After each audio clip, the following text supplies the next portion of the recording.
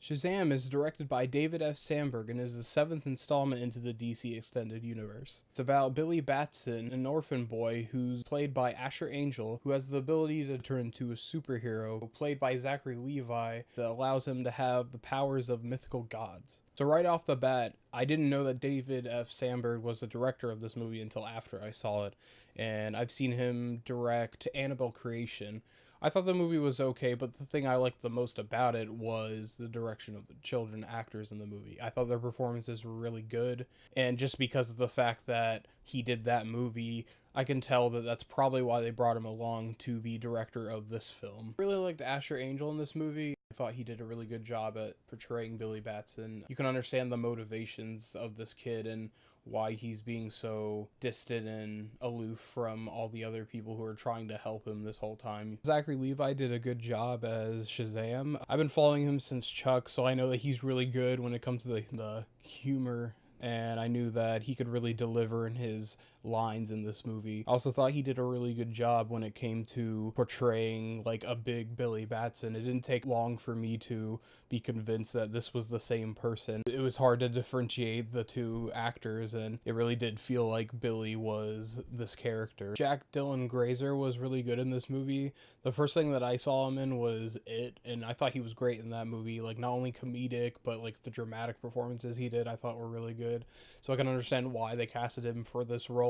He plays Freddie Freeman, which is the foster brother of Billy Batson, and I really liked his character. Asher Angel, he gave Billy this angstiness. He's kind of more serious than Freddy is, so Jack gives this like wise crack kind of approach to it, and it's a good balance considering that most of the screen time that Billy has, there's usually Freddy right next to him.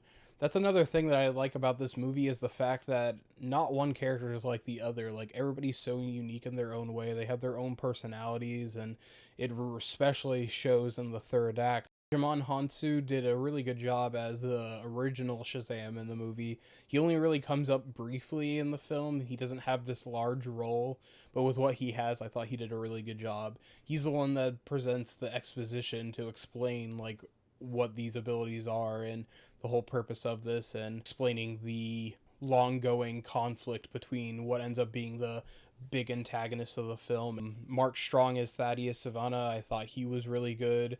He brought this like dark, stoic, classic villain that doesn't say much and just wants power, and character that you would think would be one-dimensional, it's surprisingly not. And I feel like the beginning of the film does a good job at showing why that's not the case. I feel like the film, for both protagonists and antagonists, I feel like they do a good job at talking about this subject that I wouldn't think that would have been discussed in this film, which is the failure of parenting. Just seeing how differently it molded both characters, I thought was a really interesting way to approach it. The best kind of protagonists and antagonists are like almost the complete opposites, but with one kind of similarity to bring them together, and I felt like that was such a complex way to do it that really worked. For the whole message that the movie is trying to give about family and people that care about you, and what it does to you when you don't have that and what it does to you when you do have that. One of the things I liked about this movie was the fact that Captain Marvel is out in the MCU, and the original name for Shazam is Captain Marvel, so because of that, they chose not to name him Captain Marvel. But my point is that because of this, they did a really clever and funny job at, throughout the whole movie, he doesn't have one name. Like, everybody keeps calling him a different name. Every scene that he's even mentioned, it's always some different name, like Captain Sparkle Fingers or something like that.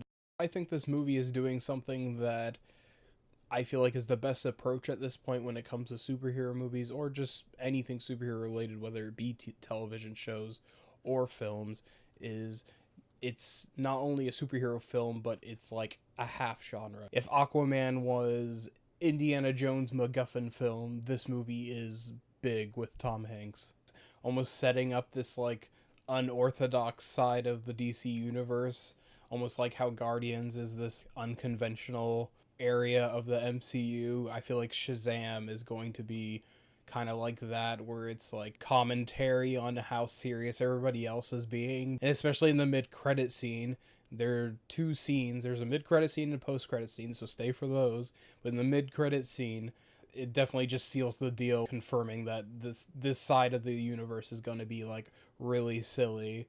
This goofiness that's in this movie isn't going to go away. Something that always comes up in movies like this, where it's about a character that not a lot of people know about, is the exposition dump. I felt like the exposition was done well. I felt like it was done creatively, and most important of all, they're very brief about the way that they bring it up. It's very short and sweet. There's also this part in the movie that I really liked, and it was actually a really casual way to bring up that someone was gay. They just brought it up as like, you know, they were just like, oh, well, I'm not really interested in women. Is almost brought up like that, and everybody else was just like, okay. And it was just so like casual, and I'm like, I feel like there needs to be more of that instead of drawing so much attention to, you know, who someone's attracted to, like making that be like the characteristic of somebody who's a character and happens to be gay. I just felt like the way that they went about it in the movie was so brief, and it only gets brought up that one time, and it only needs to get brought up that one time. I just felt like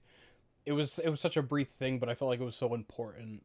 If I was to bring up any weak parts of the film, I would say probably the fighting scenes. The choreography was a little dry, and if you're someone who watches superhero films a lot, it's nothing you haven't seen before.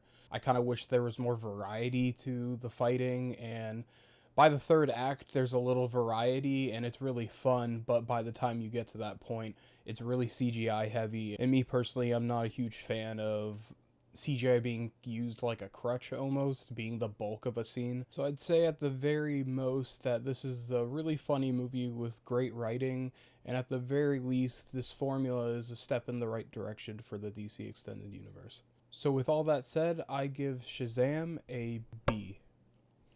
So those are my thoughts on Shazam. If you have any thoughts about Shazam yourself, or maybe comments on where DC Universe will be heading to after this film, put it in the comments below, and if you like this video, subscribe.